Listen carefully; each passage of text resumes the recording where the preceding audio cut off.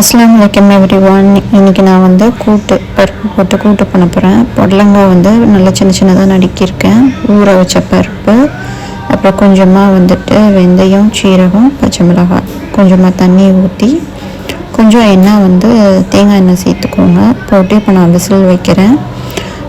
இஃப்தார் நம்ம நோன்பு நேரம் பார்த்திங்கன்னா சஹரில் வந்துட்டு கொஞ்சம் காரமாக வந்து நான்வெஜ் எடுக்கும் போது இந்த மாதிரி கூலிங்காக உள்ளதையும் சேர்த்து எடுத்துக்கிட்டோம்னா பாடி வந்து கூலிங்காக இருக்கும். காரம் மட்டும் எடுத்தோம்னா நம்மளுக்கு வந்துட்டு ஒரு 2-3 டேஸ்க்கு மேலே வந்துட்டு வயிறு வலிக்க ஆரம்பிச்சிடும்.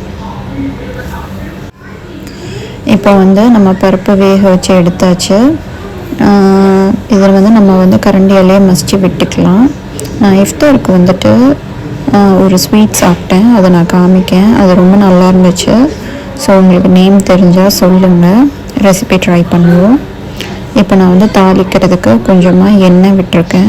கடுகு வெந்தயம் போட்டு அதில் தாளிக்கிறதுக்கு நான் போட்டிருக்கேன். அப்புறம் வந்து சின்ன வெங்காயம் தாளிக்கும் போது எப்போவுமே சின்ன வெங்காயம் போடுங்க, நல்லாயிருக்கும். காஞ்ச மிளகாய், மல்லி இலை, கொஞ்சம் பெருங்காயத்தூள், மஞ்சள் தூள், இது அவ்வளவுமே வந்து நான் வந்து தாளிக்கும் போது போடுறேன். ஏன்னா நான் வந்து பருப்பு வேக வைக்கும் போது பூண்டு போடலை. ஸோ நான் வந்து தாளிக்கும் போது காயப்பொடி போடுறேன்.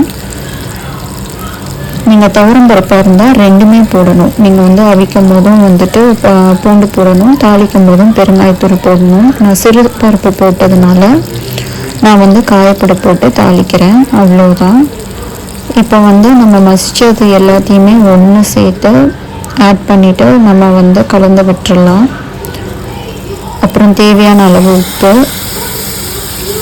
நான் வந்து கருவேப்பிலைக்கு பதிலாக கருவேப்பிலை வந்து பொடி பண்ணி வச்சுருப்பேன். காஞ்சி போன கருவேப்பிலையை நான் வந்து தூர போடாமல் அதை வந்து மிளகு சீரகம் போட்டு பொடி பண்ணி வச்சுருப்பேன். அது வந்து ஃபைனலாக நீங்கள் வந்து எந்த பொரியலுக்குனாலும் ஆட் பண்ணிக்கோங்க, நல்லாயிருக்கும், வாசமாக இருக்கும். இதை ட்ரை பண்ணி பார்த்துட்டு எப்படி இருந்துச்சுன்னு சொல்லிட்டு கமெண்ட் பண்ணுங்கள். தேங்க்யூ.